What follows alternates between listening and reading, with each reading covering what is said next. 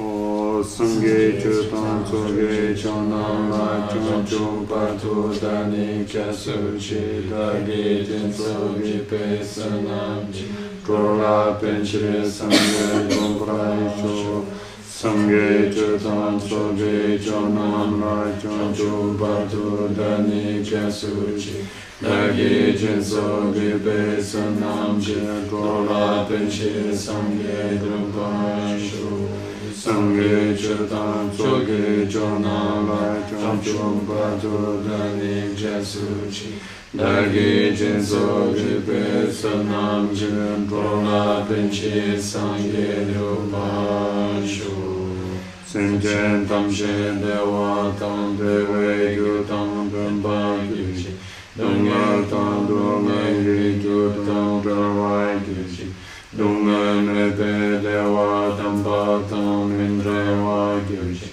Nyeri Chatan Tam Chare Tam Nyon Shimbo La Nepa Gyu Chi Senchen Tamshe Dewa Tam Dewe Gyu Tam Dhampa Gyu Chi Dunga Tam Dunga Gyu Tam Dharvai Gyu Chi Dunga Nepe Dewa Dhampa Tam Indrewa Gyu Chi Nyeri Chatan Tam Chare Tam Nyon Shimbo La Nepa Gyu Chi Senchen Tamshe Dewa Tam Dewe Gyu Tam Dhampa Gyu Chi Dunga Tam Dunga Gyu Tam Dharvai Gyu Chi Dunga Nepe Dewa Dhampa Tam Indrewa Gyu Chi Nyeri Chatan Tam Chare Tam Nyon Shimbo La Nepa Gyu Chi Dagi Jinso Gipe Sanam Bolden Tsawe Lama Rinpoche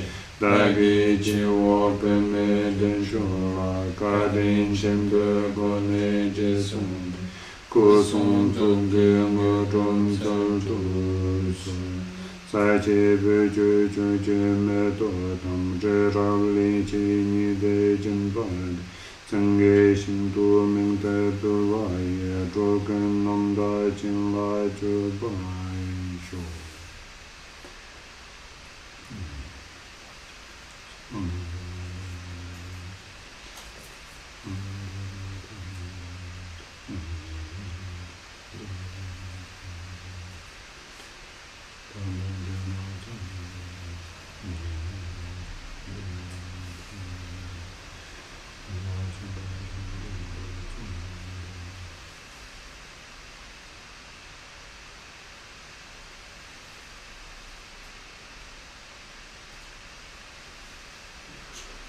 Voilà, bonsoir à toutes et à tous. Alors bonsoir aux personnes ici en présentiel, les autres en distanciel comme on dit aujourd'hui.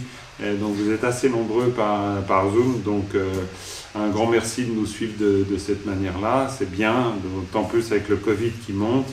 Donc heureusement qu'on a ce moyen quand même pour poursuivre nos activités. Et puis Charles a eu la gentillesse, même s'il ferme le centre de Vimalakirti, de le laisser ouvert pour nous, vu que pour l'instant, c'est l'avantage d'être peu nombreux. Donc pour l'instant, on peut encore se rassembler en présentiel ici.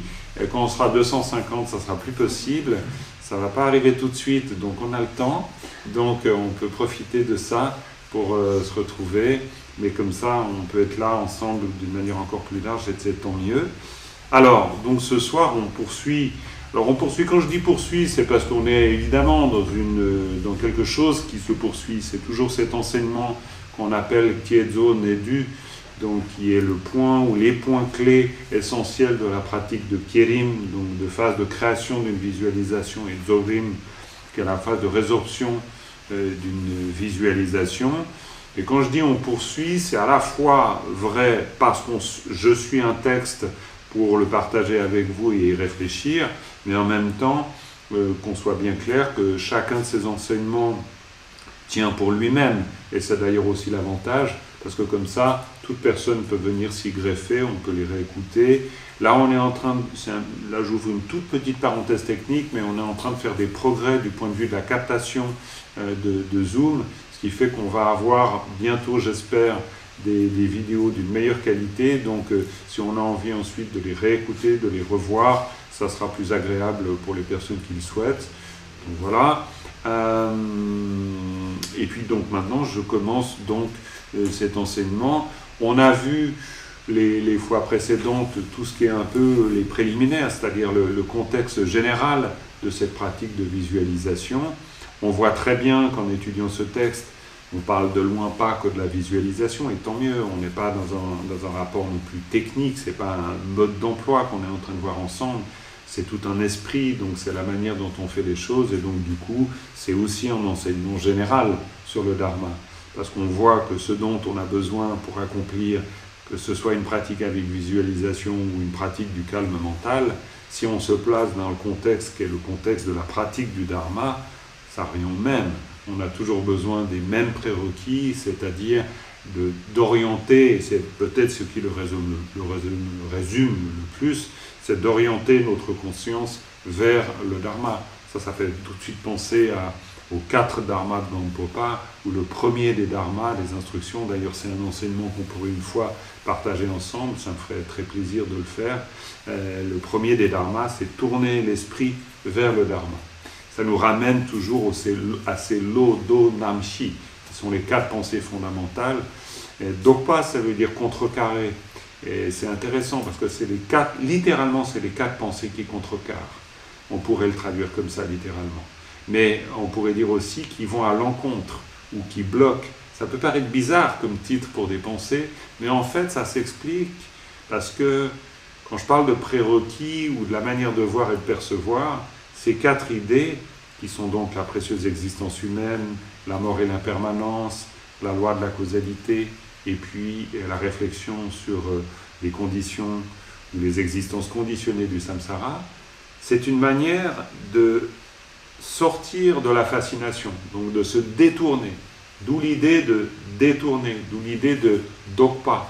Dokpa, c'est carrément un mot qu'on utilise en tibétain pour dire un rituel donc d'exorcisme, par exemple. On peut utiliser le mot dokpa dans ce contexte. Par exemple, quand on fait la pratique de la dakini à face de lion, ou le cœur de la sagesse transcendante, il y a toujours un moment où on tape des mains. Le moment où on tape des mains, c'est un moment où on symbolise le fait d'expulser ou de mettre à l'extérieur les influences néfastes. C'est intéressant de faire le lien, parce que ça veut dire que la manière dont on voit les choses, eh bien, c'est quelque chose qui nous prépare, c'est-à-dire que c'est quelque chose qui dégage le terrain. On peut le prendre au sens plus figuré du terme. C'est-à-dire on dégage le terrain pour pouvoir approcher le Dharma, pour pouvoir s'ouvrir, pour pouvoir le percevoir et le comprendre. Donc en fait, ce texte, comme beaucoup de ces textes, à la fois contient des instructions techniques, mais surtout insiste sur l'attitude. Et on va voir qu'on est encore dans toute cette partie qui concerne ce terrain, ce contexte, parce que là on arrive dans on touche un point qui est intitulé, bon, qui est le deuxième, mais bon, ça, laissons l'arborescence de côté, mais deuxième, parce que le texte dit deuxième, qui est tranché avec certitude les attachements irraisonnés à cette existence. On voit bien que là, on a beau parler dans le titre du texte de création et de résorption d'une visualisation, on ne peut pas s'engager dans une pratique du Vajrayana si on n'a pas tranché avec certitude des attachements irraisonnés à cette existence. Alors maintenant, en même temps, on ne peut qu'aborder cette instruction avec beaucoup d'humilité. Parce que tout ce temps qu'on est, moi le premier, je pense qu'avoir totalement tranché les liens de fascination et d'attachement avec cette existence, disons, puisse ceci m'arriver un jour, quoi. C'est pas si simple. Mais en même temps, les instructions du Dharma sont toujours là pour nous inspirer, et non pas pour nous désespérer et nous dire qu'on n'y arrivera pas, mais pour nous dire qu'on peut, et qu'évidemment, il est intéressant de se laisser inspirer par le Dharma pour justement opérer ces transformations qui sont nécessaires. Alors, du point de vue de la voie des sutras, rassurons-nous, nous avons le temps, on parle de 3 kalpas innombrables, pendant lesquels nous allons pouvoir poursuivre nos carrières extraordinaires de Bodhisattva et de Bodhisattvi pour finir par atteindre l'éveil. Rassurons-nous aussi, du point de vue du Mahamudra, les 3 kalpas, ça ne sera qu'un seul instant. Il y en a donc pour tous les goûts, pas de problème. On peut à la fois prendre le temps et à la fois ça va très vite. Mais ce que ça signifie tout ça, c'est qu'en fait c'est toujours un processus. Je pense que là, dans la pratique du Dharma, on fait tous l'expérience de ça. c'est qu'un processus, qu'on reprend, c'est un entraînement, etc. Donc là, trancher avec certitude les attachements irraisonnés à cette existence. Alors voilà l'intitulé, la strophe ou les paroles racines nous disent, et ça on l'avait vu rapidement la dernière fois, le vainqueur a enseigné le dharma de multiples façons, dont le point essentiel revient à discipliner son esprit. On l'avait vu. Et là, de nouveau, on est dans le prérequis, mais on est plus que dans le prérequis. Là, c'est aussi une mention qui est faite d'une parole très connue, qu'on trouve souvent dans les textes, qui est rajoutée dans les rituels, et qui nous vient alors vraiment des traditions des premiers temps du bouddhisme, où on décrit l'enseignement du Bouddha comme étant la pleine discipline de l'esprit. On le définit comme ça. Et là, en fait, l'auteur, Jamgon Kongtrul, reprend cette phrase en disant, finalement, le point essentiel revient à discipliner son esprit. Et c'est intéressant d'y réfléchir comme ça, parce que ça veut dire que même si on aborde une pratique très élaborée dans sa forme comme Chenrezig, et on pourra parler du Vajrayana, il faut vraiment faire attention à ne pas se perdre dans ces histoires de véhicules, dans ces histoires de techniques. Que l'on fasse chiner le calme mental, que l'on récite Chenrezig, on vise la même chose. C'est se défaire de la confusion, réaliser l'éveil pour le bien de tous les êtres. Et pour cela, il n'y a pas de miracle. Ça voudra dire discipliner l'esprit. Mais ici, discipliner l'esprit, en tibétain, on parle de deux lois. Dul, c'est intéressant parce que c'est un mot qui peut par exemple s'utiliser aussi pour la domestication. Donc il y a vraiment l'idée que nous sommes, on le voit quand dans la pratique méditative, quand on médite, le surgissement des phénomènes mentaux, les Grecs nous l'ont appris aussi, l'image est la même, hein, c'est le cheval qui part au galop. Donc ça veut dire que la maîtrise, c'est la maîtrise de la monture, c'est l'esprit qui chevauche. C'est l'esprit qui chevauche quoi? Les souffles et l'énergie. Les souffles et l'énergie de l'esprit, ça se traduit par les phénomènes mentaux qui s'élèvent, par la puissance créative aussi de l'esprit. Donc la discipline, c'est pas juste être discipliné, c'est pas au sens étroit du terme discipline. Discipline, c'est la maîtrise aussi. Ça veut dire qu'on doit se servir de notre esprit. Donc tous les moyens, que ce soit du Vajrayana, et peut-être plus encore du Vajrayana que les autres, c'est la voie des moyens, mais les moyens habiles. Donc toutes ces techniques ont pour but de parvenir à cette maîtrise de l'esprit. Parce que c'est ce qui va nous permettre de cheminer vers l'éveil, il n'y a pas de doute. Et dans cette partie du texte racine, on dit, l'auteur nous dit, le renoncement, première pratique de l'esprit, en est la porte d'entrée incontournable. On avait déjà vu cette idée de renoncement qui est en fait cette certitude qui surgit parce qu'on est pleinement conscient de ce qu'on est en train de vouloir faire. Donc, cette maîtrise de l'esprit ne va pas sans cette ferme décision, on pourrait dire, qu'il y a à nous engager dans le dharma. Et quand le vrai renoncement apparaît, les activités diminuent, c'est ce qu'on avait vu. Quand on a peu d'activité, le non-agir approche, et quand le non-agir se manifeste, c'est l'état fondamental où on ne trouvera pas d'autre Bouddha. Donc ça, c'est les paroles racines, qui à mon avis sont très fortes. Et puis le commentaire, alors aujourd'hui je travaillais sur le commentaire, donc le commentaire du texte racine évidemment, d'un autre auteur, et qui nous dit, on retrouve à peu près les mêmes mots, mais je vous le dis quand même parce que c'est intéressant. De plus, on peut dire que l'exposé du Dharma tel qu'on le trouve dans les sutras et les tantras se ramène au point essentiel qu'est la maîtrise par les moyens excellents de son propre esprit. La porte d'entrée première dans la pratique de l'esprit, elle, découle de la certitude qui surgit quant à la nécessité de trancher les attachements passionnés à cette existence. Concernant nos vies futures, c'est le renoncement profond au désir de pouvoir renaître dans les mondes supérieurs. Et troisièmement, c'est le fait de ne pas s'attacher à son bien propre, tel que le conçoivent les auditeurs et les Bouddhas pour eux-mêmes. Ces trois points sont incontournables. Toujours dans le commentaire, après on en parlera, si l'on génère ainsi un véritable renoncement, les activités ordinaires de cette existence diminuent. Si elles diminuent, l'on se rapproche du sens du non-agir, lequel, une fois actualisé, n'est autre que la disposition naturelle de l'esprit. Il n'y a pas d'autre Bouddha que cela. C'est la base incontournable de la présence du Bouddha primordial, Vajrayana. Dans le Tani, les deux segments du Tantra racine de Evajra, on dit « Les êtres sont en eux-mêmes les Bouddhas. Cependant, des impuretés temporaires les voilent, celles-ci étant purifiées, les voilà éveillées. Donc, là, c'est le commentaire cite ce tantra racine de Vajra, c'est évidemment un tantra très important, et c'est une magnifique citation, parce que ce tantra nous dit « les êtres sont en eux-mêmes des Bouddhas ». C'est une affirmation pour dire classique. C'est important peut-être de le souligner, parce que souvent on parle des tantras comme quelque chose un peu de magique, de brillant, c'est tout juste si on n'attend pas d'avoir des visions. Non.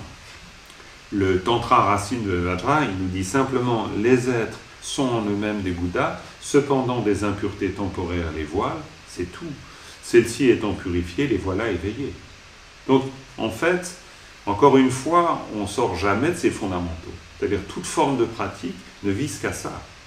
Tous nos actes du corps, de la parole et de l'esprit, tout cela nous permet de nous purifier de ces voiles, tout cela nous permet d'actualiser. On ne fait qu'actualiser.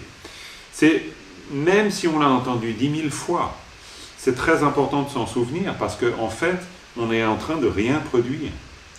Au moment où on développe la pratique du calme mental, on ne produit pas le calme mental. Pas du tout.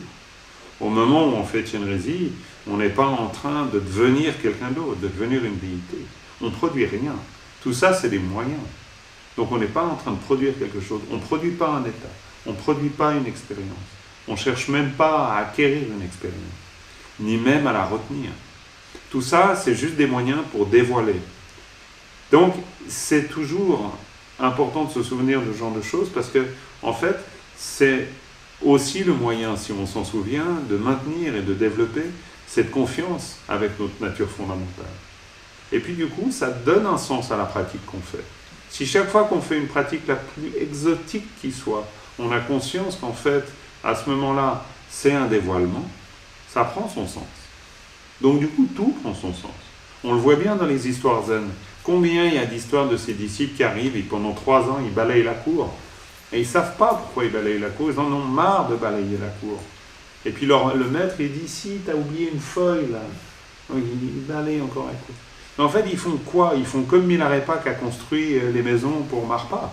Ils sont en train de dévoiler, ils font rien. Ils ne vont pas devenir les as incontournables du ballet. Le but, c'est pas de rencontrer, de remporter le prix, les Jeux Olympiques du meilleur balayeur.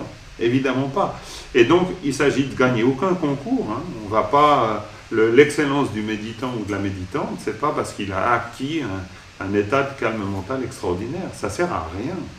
Ce qui sert, c'est le dévoilement. Donc, si le calme mental ou si une pratique méditative comme Chenrezig permet de dévoiler, alors dans ce cas-là, c'est bien. C'est ce que nous dit le texte. Hein. C'est pour ça qu'il ramène le tantra, en plus d'une manière complètement essentielle. Donc, il est en train de couper sous le pied toute forme de fascination pour un tantra, le tantra d'Evajra qui plus est, c'est-à-dire on est dans le secret du secret, on est dans le véhicule du mantra secret. Tel est le mot que les Tibétains utilisent pour parler du Vajrayana. Sangha Dorje Tekpa, le véhicule des mantras secrets. Ben, le mantra secret, c'est qu'on a des voiles, puis il faut les enlever, les voiles. Voilà le mantra secret, quoi, d'une certaine manière.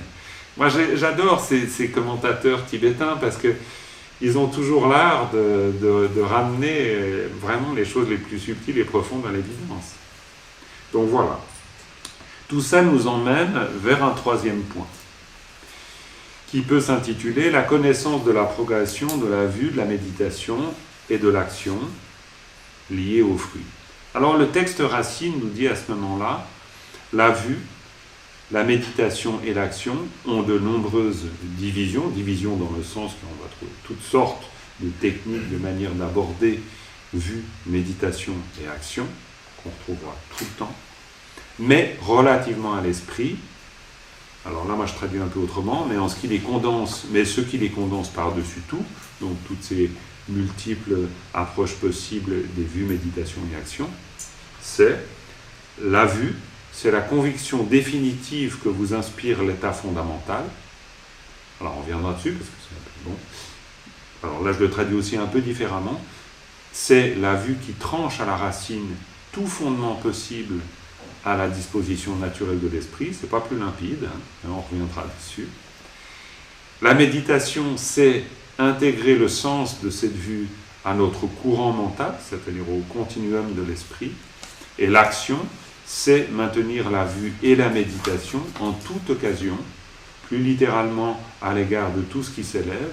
Et le fruit, c'est actualiser le mode d'existence ultime. Voilà ce que nous dit cette partie. Donc cette partie nous parle de vue, méditation et action. Alors la vue ici,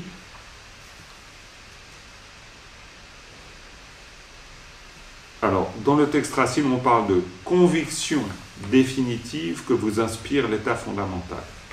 Alors bon, moi je le traduis autrement. La vue, c'est ce qui tranche à la racine tout fondement possible, on pourrait dire, concernant la disposition naturelle de l'esprit. Alors, c'est un peu abscon. Oui. Alors, si on regarde en tibétain, on ne fait pas d'analyse de texte, rassurez-vous, mais on parle de Shitsa Chöpa. C'est intéressant parce que on parle de disposition naturelle de l'esprit. Disposition naturelle de l'esprit, avant j'évoquais cette nature de Bouddha, c'est la même chose. On parle de Neluk, en fait.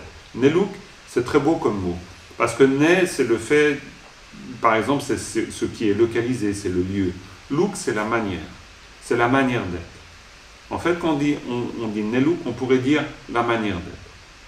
La manière d'être éveillé. C'est comme si là, en tibétain, littéralement, on disait, pour parler de la nature de Bouddha en nous, on dit la manière d'être fondamentale de l'esprit. Ça, c'est sa manière d'être. Sa manière d'être, c'est d'être éveillé. C'est ça, Neluk. Ça, c'est sa nature. Mais sa nature, dans le sens, c'est sa manière d'être. Neluk, c'est son mode d'être. Donc, ça veut dire qu'il est comme ça, l'esprit, en fait. Il est complètement éveillé. Et il fonctionne comme ça. Bon, c'est un peu bizarre, parce qu'on n'est pas en contact avec nous-mêmes en étant persuadé que notre manière d'être est éveillée. Pourtant, c'est vraiment ce que nous dit le texte. C'est la vue. C'est-à-dire, c'est la manière dont on voit les choses. Donc, toute la vue, ça veut dire la philosophie. Ça veut dire que toute la philosophie, toute la réflexion qu'on va construire, c'est pour ne jamais oublier que notre manière d'être, elle est éveillée. Ça, c'est notre nature fondamentale. Quand on parle de Shitsa Chöpa, Shi, c'est la base. Ça, c'est la racine. Chö, ça veut dire trancher. Ça veut dire qu'on tranche à la racine tout ce qui nous empêche de voir cette disposition fondamentale. Donc ça veut dire que à la racine même, donc c'est aussi le fait de dire que cette disposition fondamentale, elle n'a même pas de base. Dans le sens, elle n'a pas de base, dans le sens, on ne va pas pouvoir, on ne va pas pouvoir dire, tiens, ça, c'est son essence quintessentielle, etc. Non, on tranche même à la racine toute idée de quelque chose qui serait un fondement qu'on pourrait réduire. Donc, Shitsa Chöpa, ça veut dire, voilà, tout ce qu'on peut imaginer qui serait un substrat, on pourrait dire tangible, concret, solide, on s'en affranchit. Donc la vue, c'est ça. Donc la vue, en fait, ça veut dire percevoir, quoi, ne pas perdre de vue. On pourrait là jouer un peu en français sur le terme, mais en fait, c'est à peu près ça quand même. C'est-à-dire ne pas perdre de vue que quand on parle de la nature de l'esprit, en même temps, on ne parle pas d'une chose tangible comme si c'était un substrat, même si on utilise le mot. Donc, l'éveil, ce n'est pas non plus une chose. Ce n'est pas non plus, quand on parle d'état, c'est une manière d'être prudent avec cette idée d'état. Parce qu'on n'est pas non plus en train de vouloir réifier.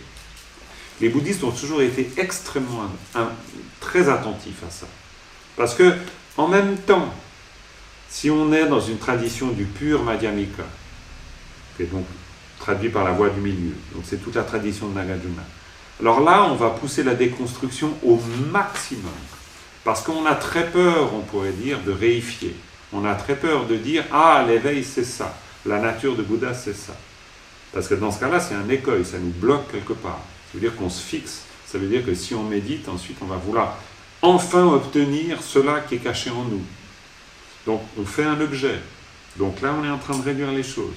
Donc, le Madhyamika, il va trancher à fond C'est si vous regardez le cœur de la sagesse transcendante, hein, il n'y a pas de voie, il n'y a pas de cessation, il n'y a pas de souffrance, il n'y a pas de chemin, il n'y a pas d'éveil, il n'y a pas de Bouddha, il n'y a rien. Donc chaque fois vous dites, ah, hop, on tire le tapis. Il y a carrément des commentaires qui s'intitulent, ou qui parlent de ce sutta comme Break Heart Sutra. Donc c'est le sutra qui donne des crises cardiaques. Et pourquoi? Parce qu'en fait, c'est le sutra qui casse tout, qui casse toute possibilité de saisir quoi que ce soit. C'est très important dans la pratique. Parce qu'en fait, imaginons que tout à coup on s'installe dans l'idée d'avoir obtenu quelque chose, ben ça devient difficile, hein. Ça devient difficile parce qu'on devient rigide. Tout simplement. Et attention à celle ou celui qui va vouloir nous dérober notre calme mental. Elle ne va pas être bienvenue, hein, cette personne-là. On ne va pas la recevoir très bien. Donc on va vivre le Dharma comme une inquiétude. Ce week-end, je donnais un enseignement pour Sérance.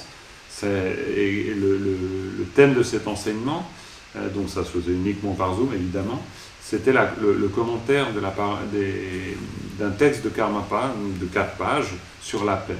Et à un moment, à la fin de la page 2, il dit, il le dit presque, la formule, je suis complètement sûr de ma formule, mais ça revient à dire, la paix, ultimement, n'existe pas. Et c'est une bonne nouvelle, parce que du coup, on peut s'affranchir de toute forme d'anxiété. Alors c'est intéressant, parce que en lisant ça, moi j'entends le sutra de la sagesse transcendante. C'est-à-dire, c'est une super nouvelle. Oui, comme nous dit le sutra, il n'y a pas de Bouddha, il n'y a pas de chemin, il n'y a pas de cessation, il n'y a pas de souffrance, il n'y a pas de naissance, il n'y a pas de vieillesse, il n'y a pas de mort, il n'y a pas de nez, il n'y a pas d'oreille, il n'y a rien. Donc bon, ça, c'est le Madhyamika à fond, on pourrait dire. C'est tout à fait nécessaire. Puis de l'autre côté, on a le Yogacara. Et ça, c'est différent. Où on va nous dire, si, il y a le Tathagata Karma. C'est-à-dire, il y a la nature de l'éveil. Mais pourquoi on parle de ça? On parle de ça pour dire, attention, c'est bien de vouloir se dégager de tout, mais le but, c'est pas non plus d'affirmer une position. Du genre, si, je vous promets, il n'y a rien du tout. Ça aussi, c'est une affirmation. C'est pour ça que dans tous les traités du Madhyamika, on va parler de la vacuité de la vacuité. Parce que, non, la vacuité elle-même est vacuité. On ne va pas pouvoir la réduire elle-même non plus. Donc du coup, on voit qu'on est dans des mouvements de balancier. Je vous en parle parce que le texte nous en parle. Hein. Quand on parle de la vue fondamentale, c'est le fait d'être libre, on pourrait dire, ou de trancher à la racine l'idée même d'un fondement concernant la nature ou la disposition naturelle de l'esprit. Ça veut dire qu'on n'est pas dans une substantification où on va réifier un objet. Mais on n'est pas non plus dans une négation.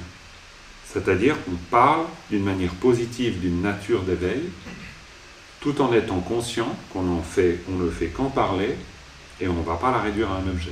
Donc on voit que du point de vue de la vue, il va falloir sans cesse naviguer entre une affirmation qui ne soit pas une réification totale, et une négation qui ne soit pas un nihilisme complet. Et en fait, cet équilibre subtil, c'est transversal dans le Bouddha, dans l'histoire du bouddhisme et dans l'enseignement du Bouddha. C'est-à-dire que des textes pali jusqu'aux commentaires les plus récents, comme par exemple celui-là, on est au 19e siècle, du Vajrayana, c'est transversal. Ça traverse tous les siècles, ça traverse toutes les cultures. Parce que je dis culture, parce qu'un moine célanais, il ne se trouve pas forcément à l'aise à Dergué, dans le fond du Kham. Donc on est dans des cultures différentes, on mange différemment. Ne parlons même pas du chinois et du japonais qui pratiquent le bouddhisme, et ne parlons pas non plus du bulgare, du belge ou de l'américain qui pratiquent le bouddhisme. Donc, je veux dire, le bouddhisme, c'est des formes extraordinairement différentes, mais il y a des fondements. Et ça, c'est un fondement. C'est-à-dire que chaque fois, il y a cette grande prudence, vue comme une instruction réelle de pratique pour nous, c'est-à-dire où à la fois on reconnaît cette nature, mais on ne fixe pas sur cette nature. Donc ça, c'est la vue.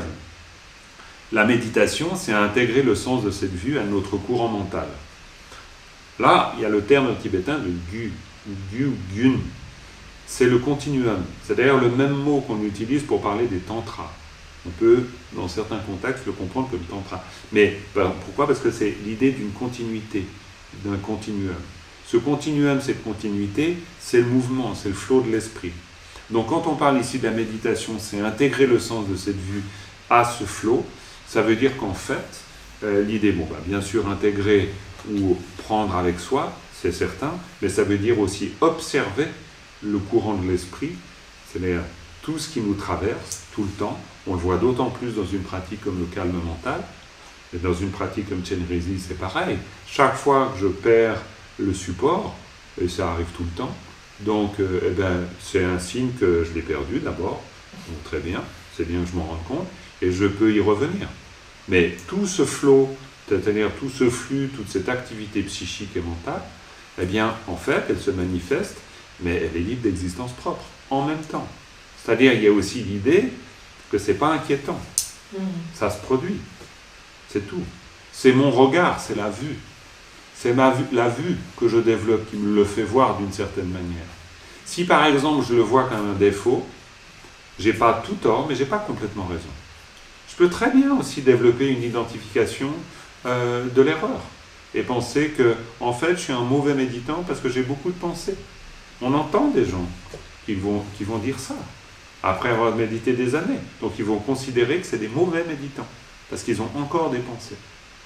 Alors que les instructions n'ont jamais dit une seule fois qu'il ne fallait plus avoir de pensée. Mais la personne, pendant 10 ans, elle a pu s'imaginer que c'était grave. Là, c'est le fait d'avoir perdu la vue, par exemple. La vue, c'est pas non plus de nous dire c'est pas grave, c'est de nous dire ce dont on parle là, qu'on voit et puis qui nous traverse et qui se développe dans l'esprit. Si on le regarde avec cette vue, en ne perdant pas de vue ce dont on parle, eh bien en fait la nature de tout cela est vacuité. Elle se manifeste, mais elle est libre d'existence propre. On retombe toujours sur les mêmes choses, mais ça veut dire que là on parle d'une attitude intérieure. On n'a jamais fini d'observer, même pas d'analyser, mais d'observer, de sentir la manière dont on interagit avec les phénomènes mentaux qui s'élèvent. On peut les repousser plus d'une fois qu'une, largement. Faire le tri, etc., se mettre à penser à l'égard ou à partir de ce qui s'élève en nous, etc. On fait toutes sortes de choses, mais tout ça, ça vient justement de cette difficulté, ou plutôt de cette absence de vue, ou du fait de perdre de vue. Mais ce qui est intéressant, c'est que la méditation, c'est justement le fait de ne pas perdre de vue. Vous remarquerez peut-être qu'on ne parle pas là de ce qui est la méditation. Il n'y a pas une définition de la méditation. La méditation, c'est juste, comme il le dit, c'est intégrer le sens de cette vue à notre courant mental. Il ne dit pas la méditation, c'est faire ceci, faire cela. Oui, on pourrait dire intégrer la vue, bien sûr. Mais on n'en parle pas comme autre chose que d'une intégration de cette vue. Donc, en fait, quand on médite, et je dis je médite, j'en sais rien si je médite. Je médite, oui, peut-être si j'intègre cette vue. Si je n'intègre pas cette vue, je ne médite pas. Si je suis carrément, je veux dire, si je suis le texte noir sur blanc, est-ce que je médite quand je reste silencieux? Peut-être pas, si je n'intègre pas cette vue. Et puis quand je fais Chenrezig et puis je récite des mantras, peut-être je ne médite pas, si je n'intègre pas cette vue. Donc, ces textes-là, ce n'est pas pour nous mettre mal, mais c'est pour sans arrêt nous questionner sur ce qu'on est en train de faire. C'est pour ça que la vue est intéressante. Et que ne pas perdre la vue sur la manière dont on fait les choses, c'est cultiver cette vue. Et donc, c'est aussi pouvoir commencer à méditer. Moi, je ne me sens pas du tout différent de vous. Je pense qu'on est tous complètement pareils. On est là pris dans ce processus, complètement. Et puis, bon voilà, c'est avoir confiance et revenir sans cesse sur cette articulation entre la vue, finalement, c'est quoi la méditation? Plus d'une fois, on peut se perdre dans une forme, toujours. La vue, elle nous ramène tout le temps. Donc, quand on parle, rappelez-vous, avant on disait, cette pratique essentielle, c'est la maîtrise de l'esprit. C'est quoi la maîtrise de l'esprit? C'est pas être gentil, c'est pas être discipliné. C'est totalement et constamment se rappeler la vue. C'est-à-dire que c'est un travail de présence. Le travail de présence, c'est pas dans la méditation, puis ensuite c'est plus dans la méditation. Le travail de présence, c'est tout le temps. Combien de fois je me retrouve à réagir à l'égard d'un phénomène mental? En fait, c'est qu'un phénomène mental. C'est juste une pensée. Et je vais, non, t'as tort, non, tu dois pas... Ok, je suis en train juste de réifier. On le fait 1000 fois par jour, ça, tout le temps. Donc, la discipline, dans ce cas-là, cette maîtrise, c'est pas dire, voilà, on va plus dire un mot, puis on va plus réagir, non. Mais c'est d'avoir ce regard, c'est d'avoir cette attention qu'on peut cultiver. C'est très beau, les Tibétains, ils parlent de Shieshin. Shieshin, c'est ce sachant faisant, littéralement. C'est-à-dire, on sait ce qu'on est en train de faire. On est conscient, on est à l'écoute, on est là. Et on n'est pas en train de dire, tu ne devrais pas faire. On ne se fout pas des baffes, c'est pas ce qu'on est en train de faire, c'est pas des coups de bâton. On est juste en train de se regarder faire. Ah oui, ah d'accord, t'es pris là. Ouais, t'es pris, non, t'es pris. Ouais. Ah, t'es moins pris. Ah, c'est bien, t'es moins pris. Mais il n'y a pas de jugement, c'est juste Shieshin. On sait, on se sait, sachant, faisant. Donc, on développe cette vue de cette manière-là. Donc, cette notion de discipline, c'est pour maintenir cette vue. Si on maintient cette vue, on est dans la méditation. Et du coup, on est dans la méditation tout le temps si on maintient cette vue. Et puis du coup, on peut aussi se donner l'occasion, au moment où on médite, de méditer alors un peu. C'est-à-dire, on garde cette souplesse, on garde cette observation de ce qu'on est en train de faire. Et c'est important. Et puis ensuite, donc, dans ce passage, on parle de vue, méditation et action. Et donc là, la définition qu'il nous donne, l'action, c'est maintenir la vue et la méditation en toute occasion.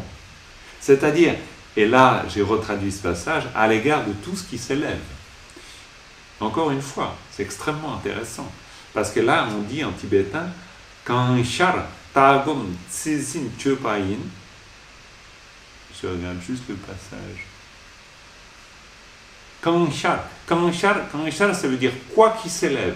Shar, c'est le verbe s'élever, c'est un verbe non volitif en tibétain, du point de vue grammatical. Ça a son importance, parce que quand on dit, par exemple, le soleil se lève, on utilise ce terme. Si je dis je me lève, j'utilise un autre terme. Parce qu'en français, on n'est pas très précis. On pense qu'on a la langue la plus précise du monde, mais il y a quand même qu'en français où on peut dire que le frigo marche. Ça, je pense que si un Tibétain on lui dit le frigo marche, il ne va pas vraiment comprendre ce dont on est en train de parler. Parce que pour lui, marcher, c'est l'action de marcher. Donc un frigo ne marche pas. Et non, le frigo, il ne marche pas. Donc, c'est intéressant de passer par une autre langue parce que ça donne beaucoup de précision à sa propre langue. Donc, quand je me lève et quand le soleil se lève, pour nous, c'est le même verbe. Pour les Tibétains, ce n'est pas le même verbe. Ça se dit carrément pas de la même manière. Pour le soleil, on dira char. Pour me lever, c'est lang. Ça n'a rien à voir. C'est un autre mot. Pourquoi c'est un autre mot? Parce que ça n'a rien à voir. Le soleil, il se lève d'une manière involontaire. Moi, je me lève d'une manière volontaire. Donc, il y a deux catégories grammaticales. Ici, quand on dit kanchar en tibétain, ça veut dire quoi qui se lève. Pas quoi que je lève, quoi qui s'élève. Quoi qui s'élève. Et ce kanchar, ça veut dire toute la manifestation.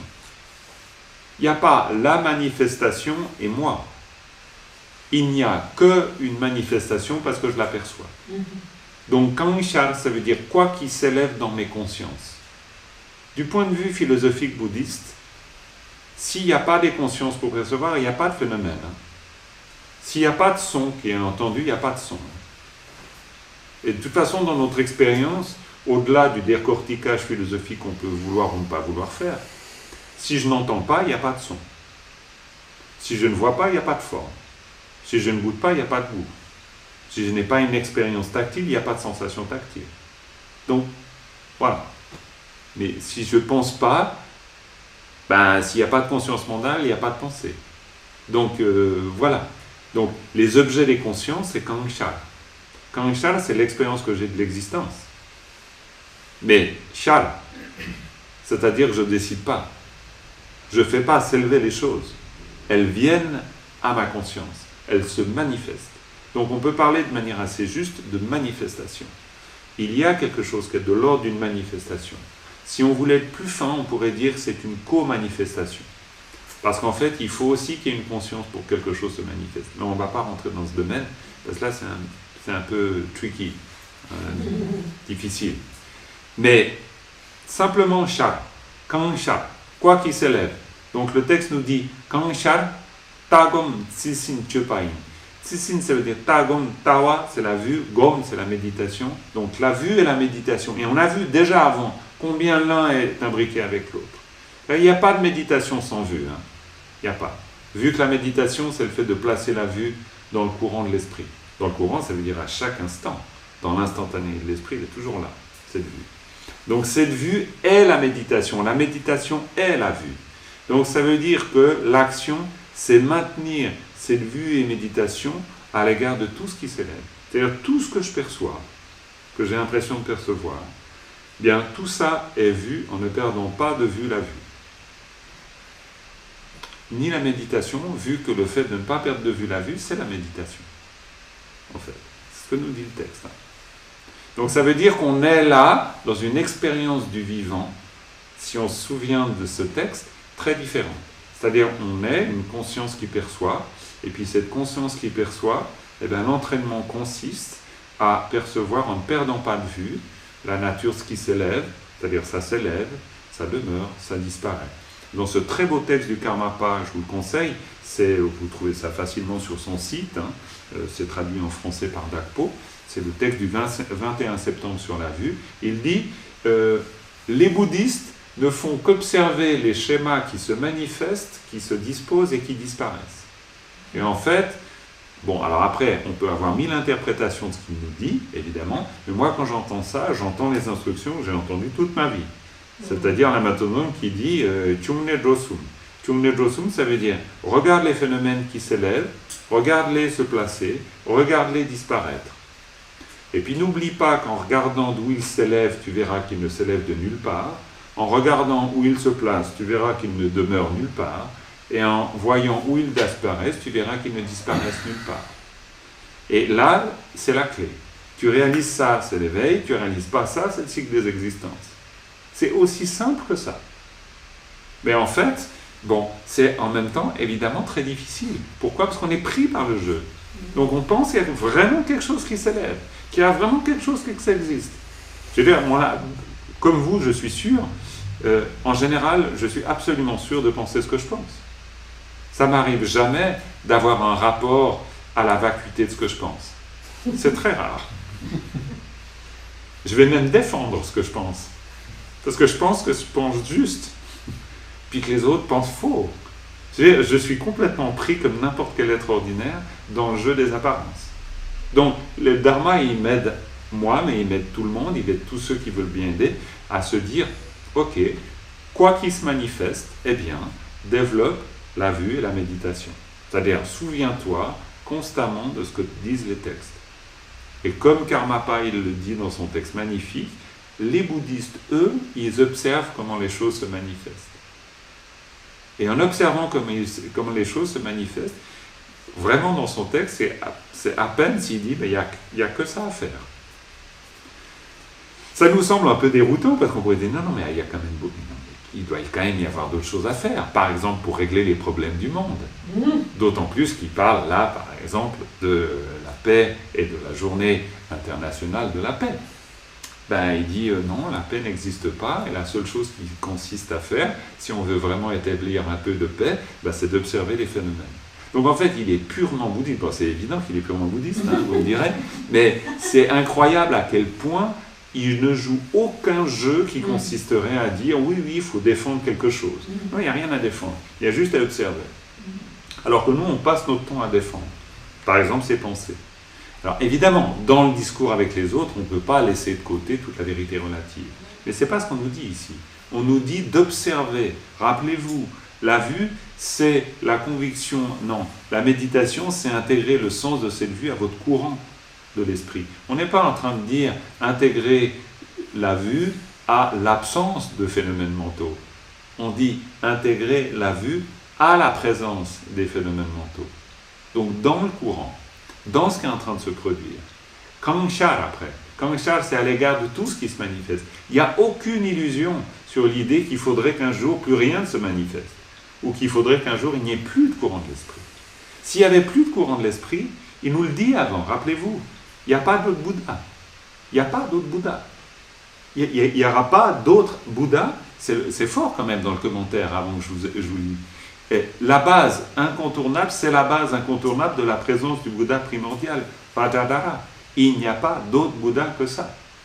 C'est-à-dire qu'en même temps, eh bien, tout ça, là, c'est-à-dire ce courant de l'esprit, etc., il n'y a pas d'autre Bouddha que ça. C'est-à-dire, si j'y place cette vue, eh bien, je réaliserai l'éveil.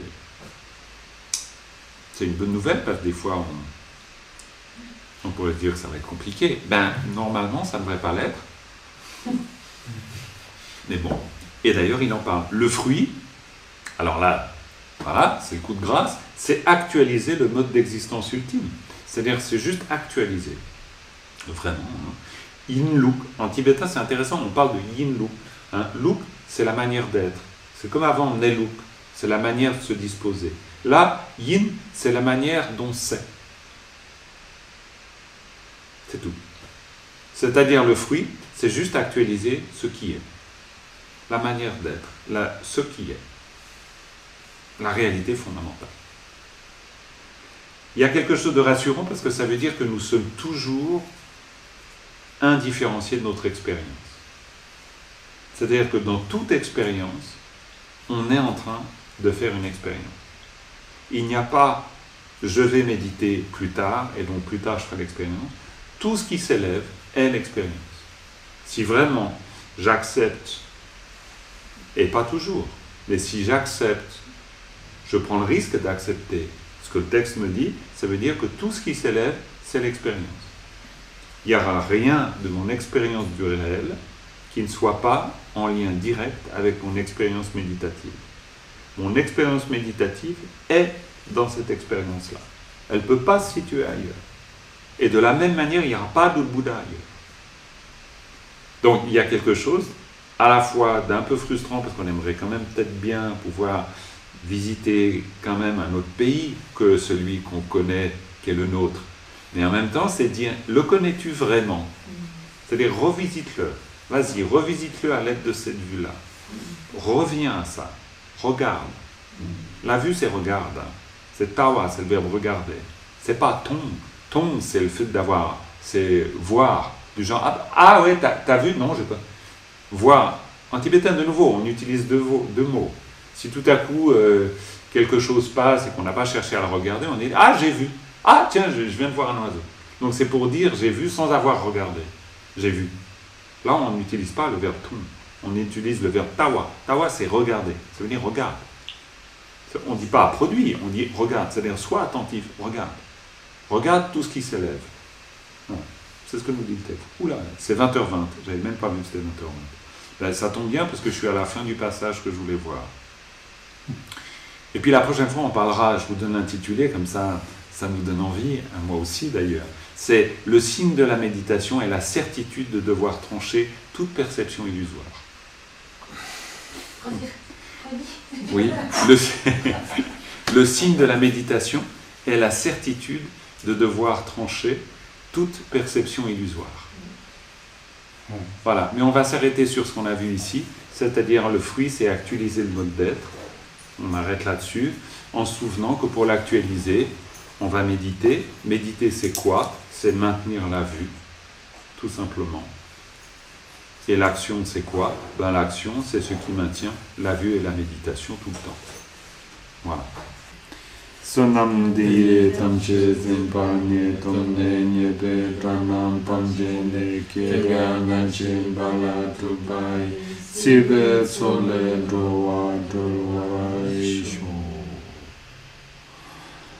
Voilà les amis, merci beaucoup de votre présence ici et là-bas, merci beaucoup. Et puis on va s'améliorer pour Zoom encore, et on a intérêt de s'améliorer parce qu'on n'est pas sorti du Covid. Ça c'est clair, donc on va s'améliorer. Vraiment. Merci de nous suivre. Merci.